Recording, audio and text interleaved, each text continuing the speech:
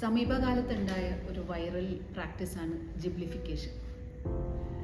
പലരും സ്വന്തം ഫോട്ടോകളെ ലോകപ്രശസ്ത ജാപ്പനീസ് അനിമെ ഫിലിം നിർമ്മാതാക്കളായിട്ടുള്ള ജിബ്ലി സ്റ്റുഡിയോയിൽ നിന്നും ഇറങ്ങുന്ന ഇമേജ് പോലെ ആക്കിയിട്ട് മാറ്റിയിട്ട് സോഷ്യൽ മീഡിയയിൽ പോസ്റ്റ് ചെയ്ത് വളരെ ട്രെൻഡി ആയി കൊണ്ടൊക്കെയായിരുന്നു.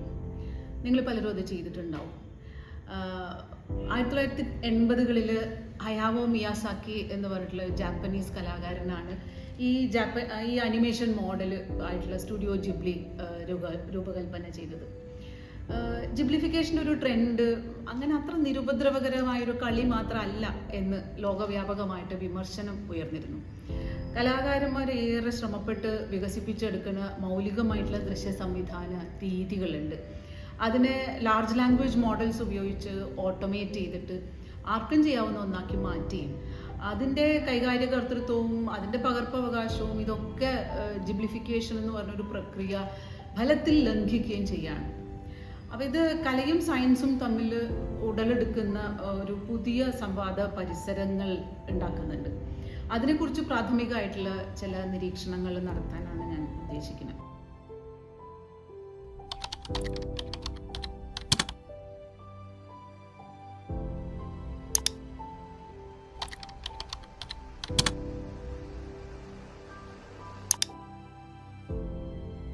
നമ്മുടെ മാനവികവാദ വൈജ്ഞാനികതയിൽ, നമ്മുടെ ഹ്യൂമനിസ്റ്റ് ഡിസിപ്ലിൻസിൽ നിഗൂഢതയുടെ ആവരണമിട്ട് നിന്നിരുന്ന ധാരാളം പ്രവൃത്തികൾ ഉണ്ടായിരുന്നു. അതൊക്കെ കലയെന്ന് വ്യവഹരിക്കപ്പെട്ടിരുന്നു.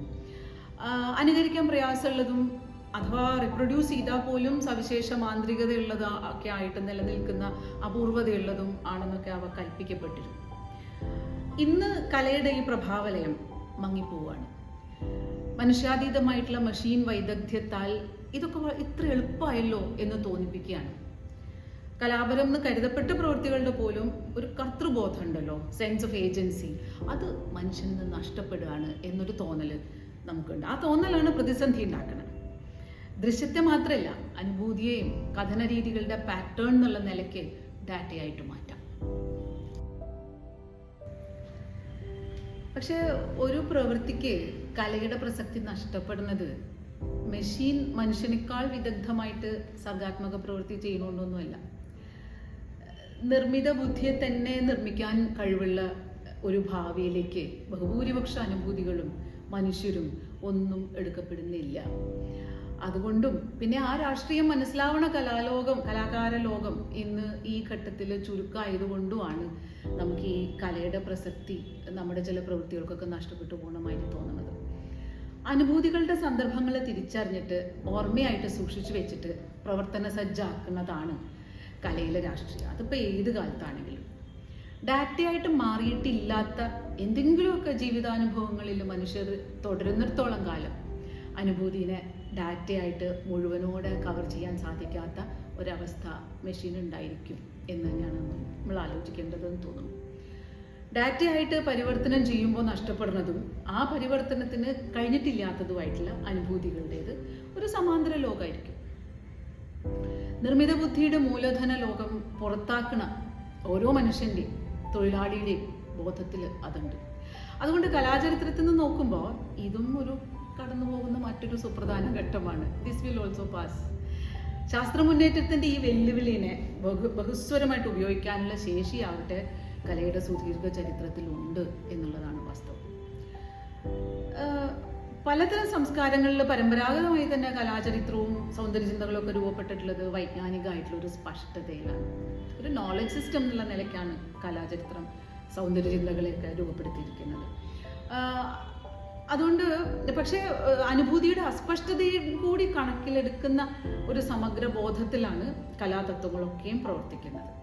കലാതത്വങ്ങളും സൗന്ദര്യ തത്വചിന്തകളും ഒക്കെ പ്രവർത്തിക്കുന്നത് ഒരു പ്രവൃത്തിയുടെ ഒരു കാര്യത്തിൻ്റെ അസ്പഷ്ടതയെ കൂടി കണക്കിലെടുക്കുന്ന ഒരു സമഗ്ര ബോധത്തിലാണെന്ന് ആണ് ഞാൻ പറഞ്ഞത്. കലാകൃതിയുടെ ഉത്ഭവം സംബന്ധിച്ച് അതിൽ നിന്ന് മാത്രമായിട്ട് കണ്ടെത്താൻ പറ്റാത്ത രഹസ്യങ്ങൾ കണ്ടെത്തിയ അത്ര തന്നെയോ അല്ലെങ്കിൽ അതിലധികമോ അതിന് പുറത്തുള്ള ലോകത്തും ഉണ്ട്. ഒരു കലാസൃഷ്ടിക്ക് പുറത്തുള്ള ലോകത്തും ഉണ്ട്.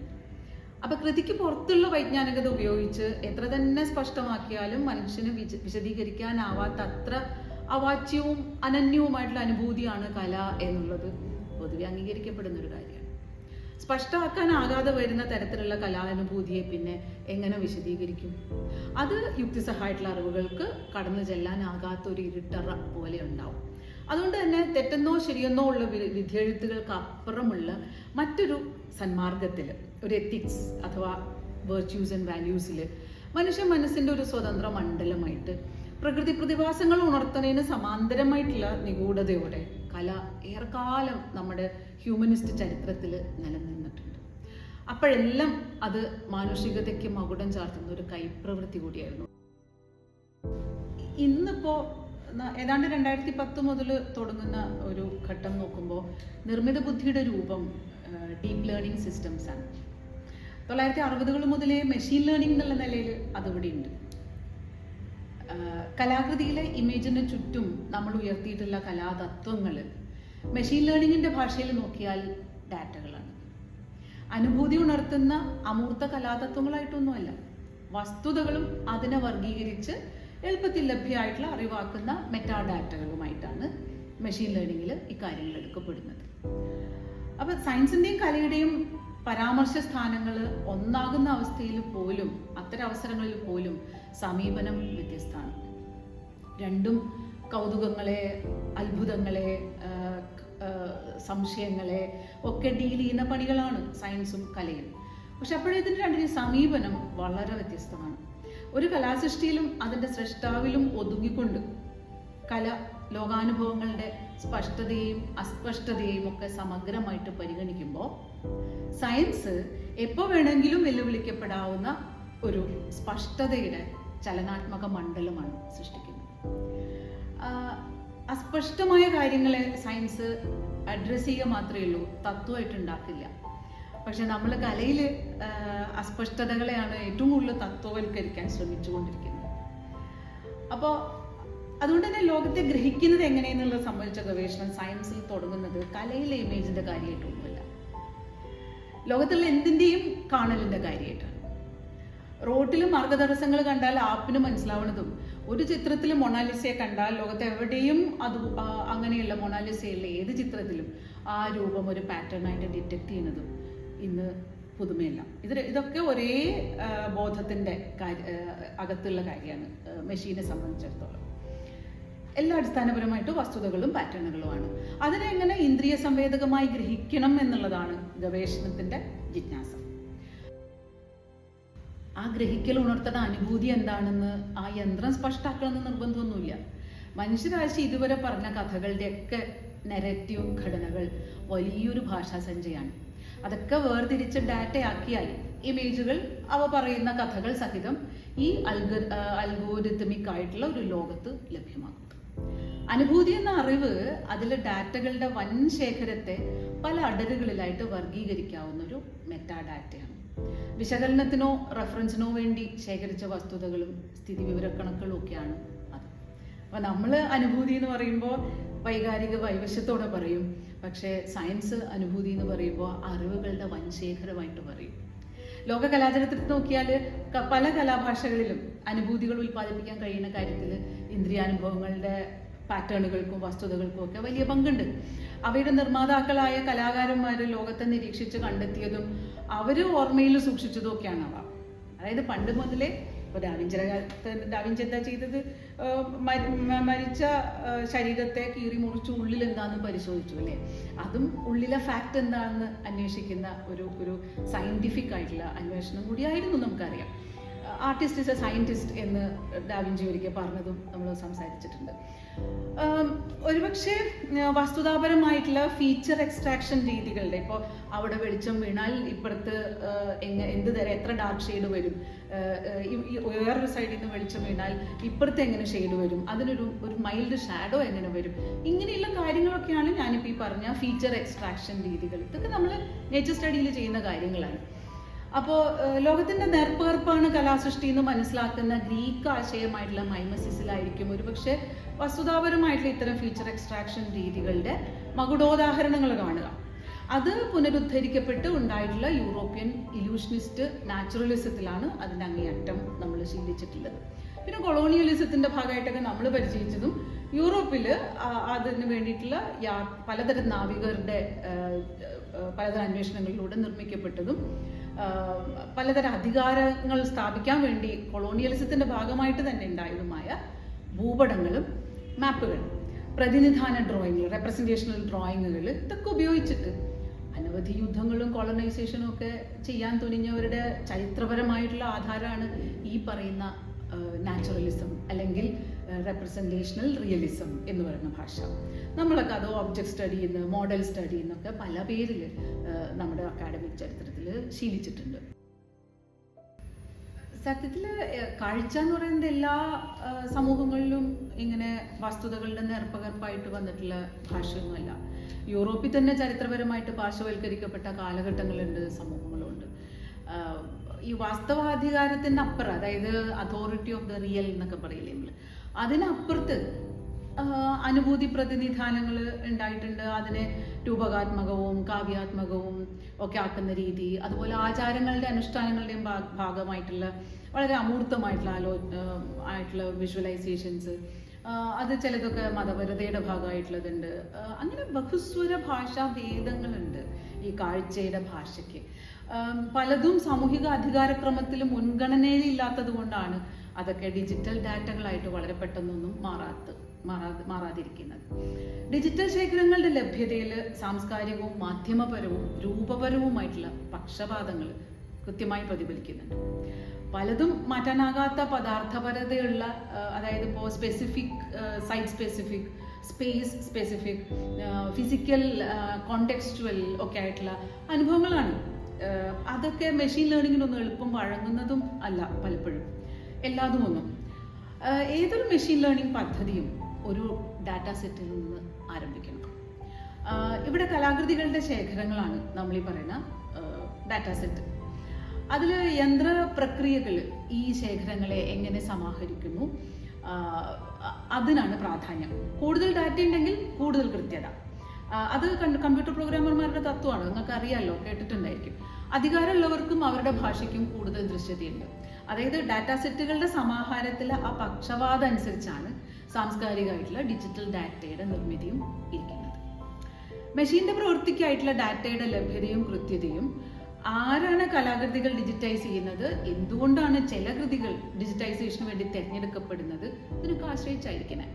അതുകൊണ്ട് ഡിജിറ്റലായിട്ട് ജനിച്ച കലാകൃതികളിൽ ഏതാണോ ഉന്നത കലയെന്ന നിലയ്ക്ക് ഏറ്റവും സ്വീകാര്യത നേടുന്നത്, അതിനെ മെഷീൻ ലേണിംഗ് പദ്ധതിയിലേക്ക് നമുക്ക് എളുപ്പത്തിൽ പരിണമിപ്പിക്കാം. അതുകൊണ്ടാണ് നമ്മൾ ഈ ജിബ്ലി സ്റ്റുഡിയോ ഒക്കെ ഇതിലേക്ക് വളരെ എളുപ്പത്തിൽ വഴങ്ങിയത് എന്നുള്ളതും നിങ്ങൾ കാണേണ്ടതാണ്. മിക്ക ഡിജിറ്റൽ ഇമേജ് ഡാറ്റാ സെറ്റുകളുടെയും ഫോർമാറ്റുകൾ കണക്കിലെടുത്താൽ 2 ഡയമെൻഷണൽ ആയിട്ടുള്ള കലാകൃതികൾ പലപ്പോഴും ധാരാളമായിട്ട് ലഭ്യമാവുന്നുണ്ട്. അതുകൊണ്ട് അതായത് ഇന്നത്തെ നിലയ്ക്ക് ഒരു കലാഭാഷയുടെ ഡിജിറ്റൽ ലഭ്യതയും ദ്വിമാന ഡയമെൻഷനും നാച്ചുറൽ പ്രതീതിയും ഒരു പക്ഷെ അതിൻ്റെ റിയലിസ്റ്റിക് രീതി, അതൊക്കെ അതിൻ്റെ ഫീച്ചർ എക്സ്ട്രാക്ഷൻ അൽഗോരിതങ്ങൾ ഉണ്ടാക്കാൻ എളുപ്പത്തിൽ വിധേയപ്പെടുത്താൻ പറ്റും. ഡിജിറ്റൈസ് ചെയ്യപ്പെടാതെയോ അല്ലെങ്കിൽ കൃത്യം ദ്വിമാനോ ത്രിമാനോ എന്നൊന്നും പറയാൻ പ്രയാസമുള്ളതൊക്കെ ആയിട്ടുള്ള ഒരു കലാഭാഷ അൽഗോരിതങ്ങൾക്ക് അത്ര പെട്ടെന്നൊന്നും വശംവദാകണമെന്നും ഇല്ല.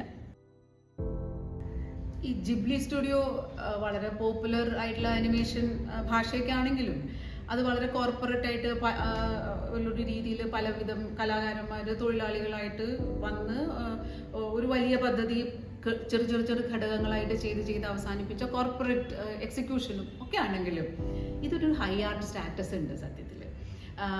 അതുകൊണ്ട് എന്താണെന്ന് വെച്ചാൽ ഈ ഹൈ ആർട്ട് എന്ന് പരിഗണിക്കപ്പെടാവുന്ന ഒരു ഡിജിറ്റൽ കലാരൂപം എന്നുള്ള നിലയിൽ ജനിച്ചതുകൊണ്ട് തന്നെ ജിബ്ലി സ്റ്റുഡിയോ നേടിയൊരു ദൃശ്യത, അതാണ് അതിൻ്റെ ദൃശ്യതയും പ്രാമാണികതയൊക്കെ സൃഷ്ടിച്ചത്. ഓപ്പൺ AI നിർമ്മിത ബുദ്ധിയുടെ ഒരു പരീക്ഷണശാലയാണ്. ഓപ്പൺ AI ആണല്ലോ ഇവരുടെ ഇതിങ്ങനെ ചെയ്യുന്നത്, ജിബ്ലിഫിക്കേഷൻ ഒക്കെ ചെയ്യുന്നത്. അതിന് കലാമൂല്യത്തിൻ്റെ ഒരു അൽഗോരിതമിക് ആഫ്റ്റർ ഇമേജുകളെ സൃഷ്ടിക്കാൻ പറ്റും ഈ നിർമ്മിത ബുദ്ധിയുടെ ഒരു പരീക്ഷണശാലയ്ക്ക്. അതിന് അനന്തമായ ശൈലി പരിണാമങ്ങൾക്ക് വിധേയമാക്കാം. അപ്പോൾ ഈ പെരും പരിണാമം യന്ത്രത്തിൻ്റെ മൗലിക സ്വത്വമാണ്. ജിജ്ഞാസയുടെയും പഠനത്തിൻ്റെയും ഫലമായിട്ട് ഉണ്ടായതെല്ലാം കലയുടേതുപോലെയുള്ള അത്ഭുതം പകരാനുള്ള സാധ്യത ഉണർത്തുന്നുമുണ്ട്.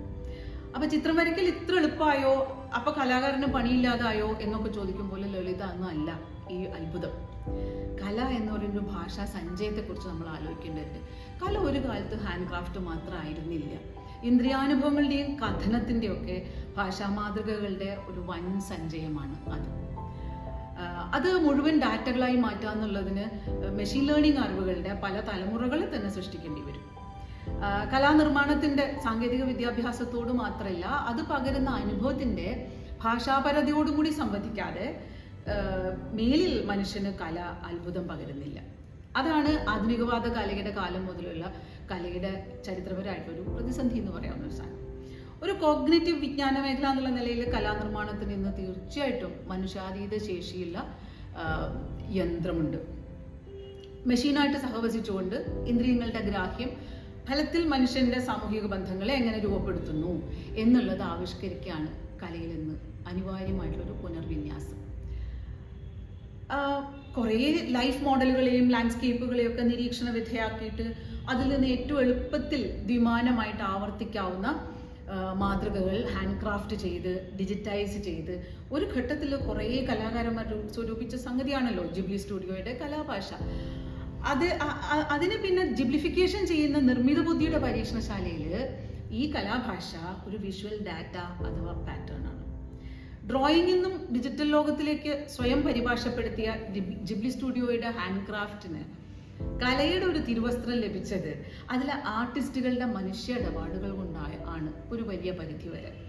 എന്നാൽ ആ മനുഷ്യ ഇടപാടും അതിലെ തൊഴിൽ ബന്ധങ്ങളും ഒരു കോർപ്പറേറ്റ് തൊഴിൽ ബന്ധങ്ങളാണ്. അതൊക്കെ പരിപൂർണമായിട്ട് നിഷ്കാസനം ചെയ്തുകൊണ്ടാണ് മെഷീൻ ലേണിംഗ് നിൽക്കുന്നത്. അപ്പം അതും പറ്റുമെന്ന് വന്നപ്പോൾ ആ ഡിജിറ്റൽ ഹാൻഡ് ക്രാഫ്റ്റിന് അതുവരെ ഉണ്ടായിരുന്ന കലയുടെ തിരുവസ്ത്രം നഷ്ടപ്പെട്ടു. പകർപ്പവകാശം എന്ന ആശയം വിപ്ലവകരമായിട്ട് അട്ടിമറിക്കപ്പെട്ടു. ഈ ഓപ്പൺ AI എന്ന് പറയുന്നത് ഫോട്ടോഗ്രാഫിനെ ശൈലീപരിണാമം വരുത്തുക മാത്രമല്ല ചെയ്തത്. മനുഷ്യർക്ക് തങ്ങളുടെ ഫോട്ടോഗ്രാഫിക് സ്വത്വം പ്രശസ്തമായിട്ടുള്ള ഒരു അനിമേഷൻ സ്വത്വത്തിലേക്ക് പരിഭാഷപ്പെടുത്താൻ സഹായിക്കുകയും കൂടിയിട്ടാണ് അത് ചെയ്തത്. അതായത് സ്വന്തം ഫോട്ടോഗ്രാഫ് എടുത്ത ആ നിമിഷം ഉണ്ടല്ലോ, ആ അനർഘ നിമിഷം, അത് അയാൾക്ക് ഡിജിറ്റൽ കലാത്മകതയുമായിട്ടൊന്ന് വെച്ചു മാറാൻ പറ്റും. അങ്ങനെ അതിലേക്കൊരു ട്രാൻസ്ലേഷൻ, അങ്ങനെ യന്ത്രത്തിന്റെ മൗലിക സ്വത്വവുമായിട്ട് മനുഷ്യനൊരു സാത്മീകരണം അഥവാ ഒരു ജിബ്ലിഫിക്കേഷൻ സാധ്യമാവുണ്ട്. മനുഷ്യനും ഹാൻഡ് ക്രാഫ്റ്റിനും ഭാഗികമായിട്ടെങ്കിലും ഇടപാടുണ്ടായിരുന്ന ജിബ്ലി സ്റ്റുഡിയോ കലാഭാഷയിൽ അവശേഷിച്ചിരുന്ന ആ കലാസ്വത്വത്തെ ഒരു യന്ത്രസ്വത്വത്തിലേക്ക് നഷ്ടപ്പെടുത്തി. അപ്പോൾ ആ കലാമുഹൂർത്ത നഷ്ടത്തിന്റെ ഓർമ്മ, ഒരു ആഫ്റ്റർ ഇമേജ്, അതാണ് പിന്നെ മനുഷ്യന് വേണ്ടി പിന്നെയും നിർമ്മിക്കപ്പെടുന്നത് ജിബ്ലിഫിക്കേഷൻ വഴി. അപ്പൊ ഇവിടെ ഉയരുന്നത് എന്താ വെച്ചാൽ പകർപ്പവകാശ തൊഴിൽ ബന്ധ നഷ്ടമൊന്നും മാത്രമല്ല, ആഴത്തിലുണ്ടാവുന്ന മറ്റൊരു പ്രശ്നം, കല എന്ന് പറഞ്ഞ ആശയത്തെ തന്നെ നിർമ്മിച്ച് പരിപോഷിപ്പിച്ച ആ ഹ്യൂമനിസ്റ്റ് മാനവികതാവാദം ഉണ്ടല്ലോ, അത് തന്നെ ഇവിടെ ഓർമ്മയോ ഗൃഹാതുരത്വോ ഒക്കെ ആയിട്ട് മാറുന്നതാണ് പ്രശ്നം. ആ വിധത്തിൽ കലയുടെ അടിയാധാരമായിട്ടുള്ള അനുഭൂതിയെ പുറത്താക്കി നിർത്തിയിട്ട് അതിനെ ക്ലാസ്സിന് പുറത്ത് നിർത്തി. എന്നിട്ട് വസ്തുതകളെ, വിഷ്വൽ ഡാറ്റകളെ മാത്രം പരിഗണിക്കുന്ന സാങ്കേതിക മാതൃകയായിട്ടാണ് അതുമായിട്ടാണ് നിർമ്മിത ബുദ്ധിയുടെ പരീക്ഷണശാലകൾ മനുഷ്യ മേധയ്ക്ക് യന്ത്രങ്ങളുമായി സാംസ്കാരിക സാത്മീകരണം കൊടുക്കുന്നത്. അങ്ങനെയാണ് നമ്മൾ സ്വന്തം മുഖം ജിബ്ലിഫൈ ചെയ്ത് കേവലമായ ഒരു ആനന്ദം മാത്രം നേടുന്നത്. നമ്മുടെ അനുഭൂതിക്ക് ഒരു അടരുകളില്ലാതെ വെറും കേവല ആനന്ദമായിട്ട് മാറുന്നു. അതായത് നമ്മൾ ഫോട്ടോ ഇടുന്നു, അത് അങ്ങനെ തന്നെ ജിബ്ലിഫിക്കേഷനായിട്ട് വരുന്നു. അതൊരു തരം നമ്മളെ തന്നെ ഒരു കാർട്ടൂൺ ഭാഷയിലേക്ക് കൺവേർട്ട് ചെയ്യുന്നു. അതൊരു രസം അല്ലേ? ഈ വെറും രസം അല്ല കല. ഈ വെറും രസത്തിൽ പലപ്പോഴും ഈ അടരുകളൊന്നും കാണില്ല. അപ്പൊ ഇവിടെ എന്താ ശരിക്കും ഉണ്ടാവണമെന്ന് വെച്ചാൽ മനുഷ്യരിൽ രഹസ്യങ്ങളുടെ പ്രഭാവമുള്ളൊരു സ്വയം നിർണായക കേന്ദ്രം ഉള്ളതിനെയാണ് ഹ്യൂമനിസം കല എന്ന് വിളിച്ചത്. അപ്പൊ ഡാറ്റ ഇൻപുട്ടായിട്ട് കൽപ്പിക്കപ്പെട്ടിരുന്നതിലെ മനുഷ്യ മേൽനോട്ടത്തിനെ ആശ്രയിച്ചാണ് അതിലെ സൃഷ്ടിച്ചെടുക്കപ്പെടുന്ന ഔട്ട്പുട്ട് ഇരിക്കുക. നമ്മൾ എന്ത് ഇൻപുട്ട് കൊടുത്താലും ഔട്ട്പുട്ട് ഉണ്ടാവുന്നത് കൊടുത്ത ഇൻപുട്ട് അനുസരിച്ചാണ്. അപ്പൊ ദൃശ്യബിംബങ്ങളുടെ വർഗീകരണത്തിന് വേണ്ടിയിട്ടുള്ള മെഷീൻ ലേണിങ്ങിന്റെ ഒരു ഘട്ടത്തിൽ ഈ മേൽനോട്ടം, അതായത് മനുഷ്യ മേൽനോട്ടം ഇല്ലാണ്ടായി പോയി വിചാരിക്കാം. എന്നാലും കലാകൃതിയിലെ മരവും ഒരു ഭൂപ്രദേശത്തിലെ മരവും തിരിച്ചറിയാൻ കഴിയും വിധം വർണ്ണവും പ്രകാശവും ഗ്രൂപ്പ് ചെയ്യാൻ മെഷീന് പറ്റും. അപ്പൊ 2010 ശേഷം ഡാറ്റാബേസ് പെരുകാണ്, കമ്പ്യൂട്ടർ ശേഷിയും വികസിച്ചു. കുറച്ചു കാലം മുമ്പ് ഏറെക്കുറെ ഹാൻഡ് ക്രാഫ്റ്റഡ് ആയിരുന്ന ഫീച്ചർ എക്സ്ട്രാക്ഷൻ മെത്തേഡ്സ് ഇന്ന് മനുഷ്യന്റെ ആവശ്യം പോലും മനുഷ്യൻ കൈകാര്യം ചെയ്യേണ്ട ആവശ്യമില്ലാത്ത വിധം സ്വയം പഠിച്ച് പ്രവർത്തിക്കുകയാണ്. ഡീപ്പ് ലേണിംഗ് സിസ്റ്റങ്ങൾ പലപ്പോഴും ബുദ്ധിയുടെ ഇരുട്ടറകളാണ്, അങ്ങനെയായിട്ട് മാറുക. അത് അങ്ങോട്ട് ആവശ്യപ്പെടാത്ത പണിയും സ്വയമേവ ചെയ്യാണ്. മെഷീൻ ലേണിംഗ് പരീക്ഷണം രൂപകൽപ്പന ചെയ്ത ഗവേഷകർക്ക് പോലും അത് എങ്ങനെ അതിൻ്റെ ഔട്ട്പുട്ടിൽ എത്തിച്ചേരുന്നു എന്ന് അറിയാൻ പറ്റില്ല. അതായത് ഡീപ്പ് ലേണിംഗ് സിസ്റ്റങ്ങൾ മനുഷ്യൻ നിയന്ത്രിക്കേണ്ടതായ ഒരു കേന്ദ്രം ഇല്ലാതാക്കുന്ന ഒരു കാലം ആയി മാറുന്നു. അഥവാ അവയ്ക്ക് സ്വന്തമായിട്ടുള്ള ഒരു ബുദ്ധികേന്ദ്രം, മെഷീന് സ്വന്തമായിട്ടുള്ള ഒരു ബുദ്ധികേന്ദ്രം, മറ്റൊരു ബുദ്ധികേന്ദ്രം കൈവരും പോലെ മനുഷ്യൻ അനുഭവപ്പെടുന്നുണ്ട്. തനിക്ക് തന്നെ മുഴുവനായിട്ട് വിശദീകരിക്കാനാകാത്ത ഒരു സ്വേച്ഛയാലോ സ്വയം പരിശീലിപ്പിച്ചെടുത്ത വൈദഗ്ധ്യത്താലോ മനുഷ്യൻ ചെയ്യാറുള്ള കാര്യങ്ങൾ ഇപ്പോൾ മെഷീൻ അതിനേക്കാളൊക്കെ വൈദഗ്ധ്യത്തിൽ മനുഷ്യൻ അത്ഭുതം ജനിപ്പിക്കുന്ന വിധത്തിൽ കാര്യക്ഷമതയിൽ ചെയ്യാൻ തുടങ്ങാം. ഈ തുണിനെയ്ത്തിനും കണക്കുകൂട്ടലിനും അച്ചടിക്കും ഒക്കെയുള്ള യന്ത്രങ്ങൾ മനുഷ്യാധ്വാനത്തെയും കൈപ്രവൃത്തിയെയും ഒക്കെ അനുകരിക്കുകയാണ് ചെയ്തത്. അതുപോലെ ഇന്ദ്രിയ ആവേഗങ്ങളെ വിനിമയം ചെയ്യാനും ഒക്കെ തുടങ്ങിയതിൻ്റെ ഒരു ചരിത്രം വ്യാവസായിക വിപ്ലവം മുതലുള്ളതാണ്. ഇന്നത്തെ സന്ദർഭത്തിലെ മുഖ്യ പ്രശ്നം എന്താ വെച്ചാൽ സാമൂഹിക ഘടനയുടെ പുനരുൽപാദനം നടത്തുന്ന കാര്യത്തിൽ മനുഷ്യാധ്വാനത്തിന് ചരിത്രപരമായിട്ടുണ്ടായിരുന്ന ഒരു കേന്ദ്രഭാവം നഷ്ടപ്പെടുന്നു എന്നുള്ളതാണ്. മനുഷ്യനും മെഷീനുമായിട്ടുള്ള സഹവർത്തിത്വം ആ സ്ഥാനത്ത് പ്രാമാണികത നേടുകയാണ്. മനുഷ്യൻ്റെതായ അധ്വാനത്തിൻ്റെ പ്രാമാണികത മാറി മനുഷ്യനും മെഷീനുമായിട്ടുള്ള സഹവർത്തിത്വം പ്രാമാണികമാകും. അപ്പോൾ ഉണ്ടാവുന്ന ചോദ്യം എന്താ വെച്ചാൽ മനുഷ്യന് അല്ലെങ്കിൽ മെഷീന് മനുഷ്യാധ്വാനവുമായിട്ടുള്ള ബന്ധം എന്താണ് എന്നുള്ളൊരു വലിയ ചോദ്യം അവിടെ വരുന്നുണ്ട്. മെഷീൻ അധ്വാനത്തെ ചലിപ്പിച്ചിരുന്ന അല്ലെങ്കിൽ ഓട്ടോമേറ്റ് ചെയ്തിരുന്ന ഘട്ടത്തിൽ നമ്മുടെ ഫാക്ടറി കാലഘട്ടം അത് മനുഷ്യൻ്റെ ഒരു അപരമായിരുന്നു. ഈ തീവണ്ടിയൊക്കെ വരുമ്പോൾ പുകതുപ്പി വരുന്ന ഭീകരജീവിയായിട്ടൊക്കെ നമ്മുടെ കവികൾ എഴുതിയിട്ടുണ്ട്. അത് യന്ത്രം എപ്പോഴും മനുഷ്യൻ്റെ ഒരു അപരമായിട്ടാണ് കരുതപ്പെട്ടിരുന്നത്. അത് ആ ഓട്ടോമേഷൻ കാലത്ത് ചിലപ്പോൾ ഭയപ്പെടുത്തും. പലപ്പോഴും മനുഷ്യൻ വസ്തുവൽക്കരിച്ച് കൈവശം വെക്കുന്ന യന്ത്രങ്ങൾ അങ്ങനെയുണ്ട്. അങ്ങനെ ഒരു ഉപകരണം എന്നുള്ള അവസ്ഥയും ഉണ്ടായിരുന്നു. സ്വിച്ച് ഇട്ട, ബട്ടൺ അമർത്തിയ, തുടങ്ങുകയോ ഒടുങ്ങുകയോ ചെയ്യുന്ന പ്രവൃത്തികളാണ് ഈ യന്ത്രങ്ങളൊക്കെ ചെയ്തുകൊണ്ടിരുന്നത്.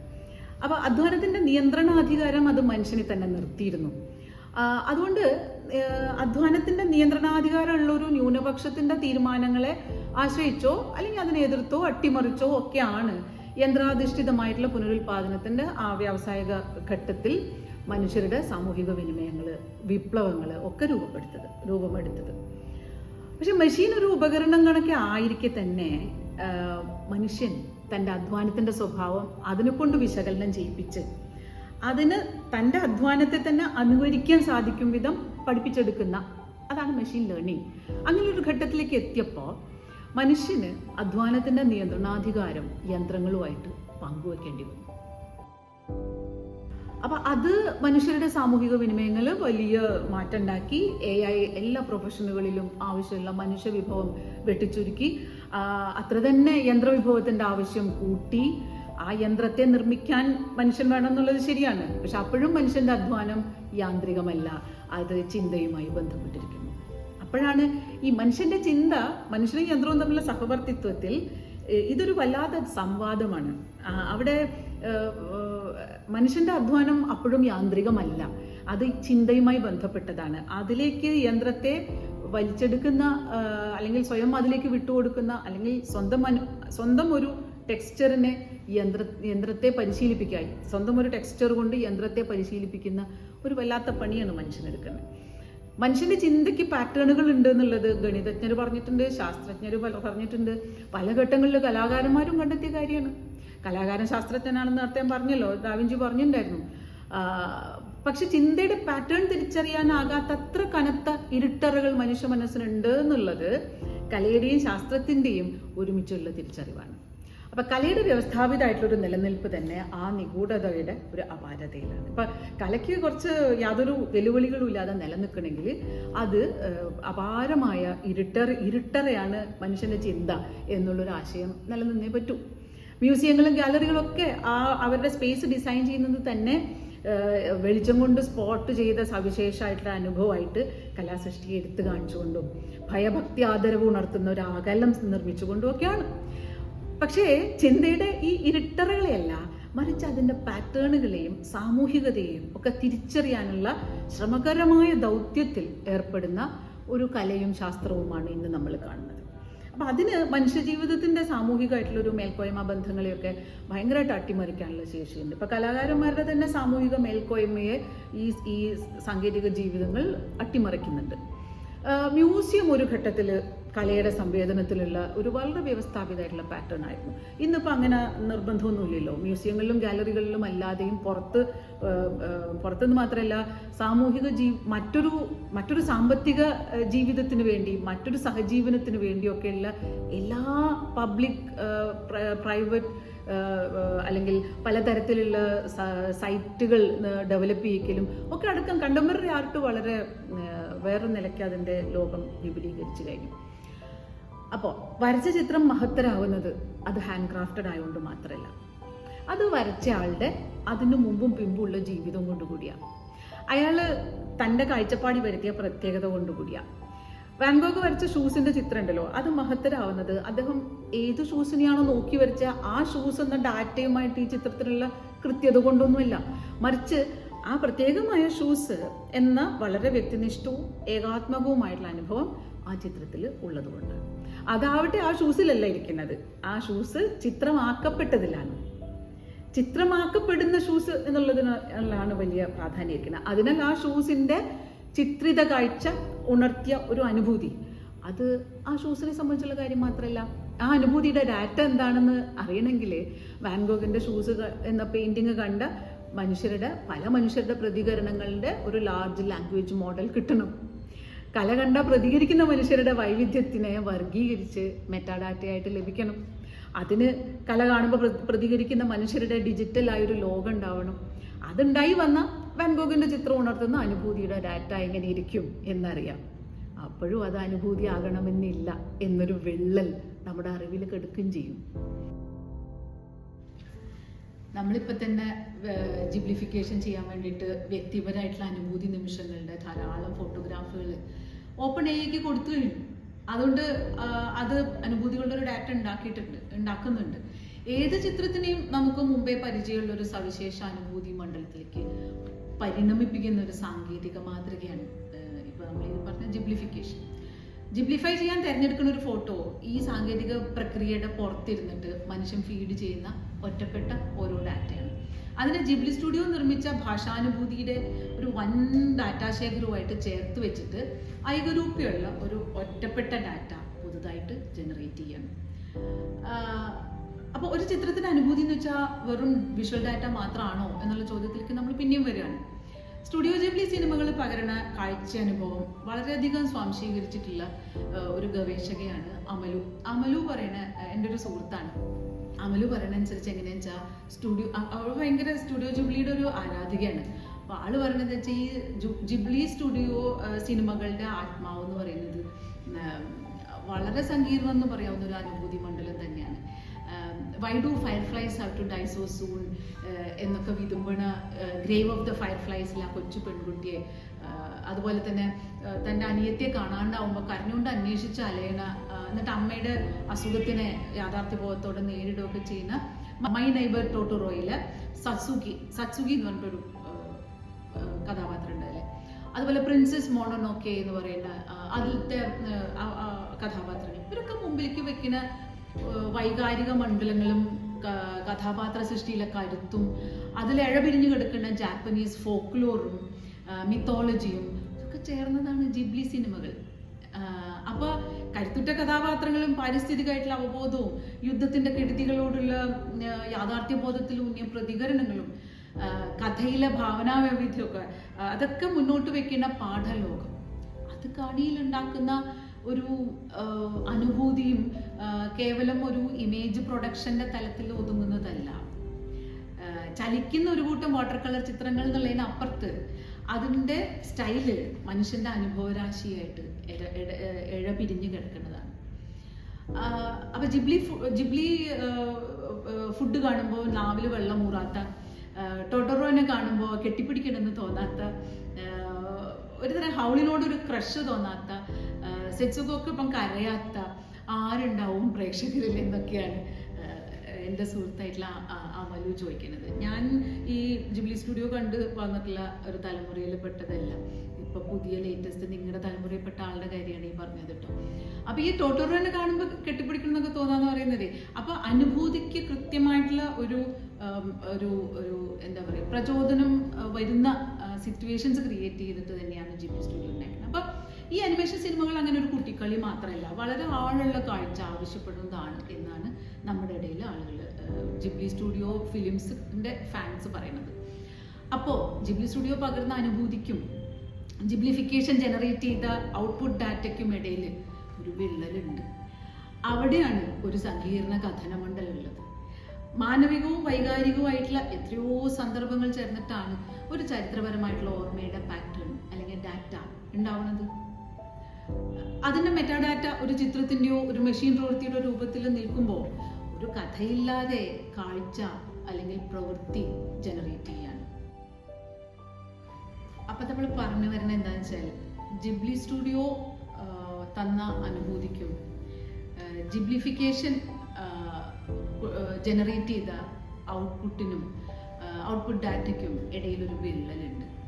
അവിടെയാണ് ഒരു സങ്കീർണ കഥനമണ്ഡലം ഉള്ളത്. അതായത് ആ കഥനമണ്ഡലമാണ് ചോർന്നു പോയത്. ജിബ്ലി സ്റ്റുഡിയോയിൽ ഉണ്ടായിരുന്ന കഥനമണ്ഡലമാണ് ചോർന്നു പോയത് ജിബ്ലിഫിക്കേഷന്. മാനവികവും വൈകാരികമായിട്ടുള്ള എത്രയോ സന്ദർഭങ്ങൾ ചേർന്നതാണ് ഒരു ചരിത്രപരമായിട്ടുള്ള ഓർമ്മയുടെ, അങ്ങനെയാണ് ഒരു പാറ്റേൺ ഉണ്ടാവുന്നത് അല്ലെങ്കിൽ ഒരു ഡാറ്റ ഉണ്ടാവുന്നത്.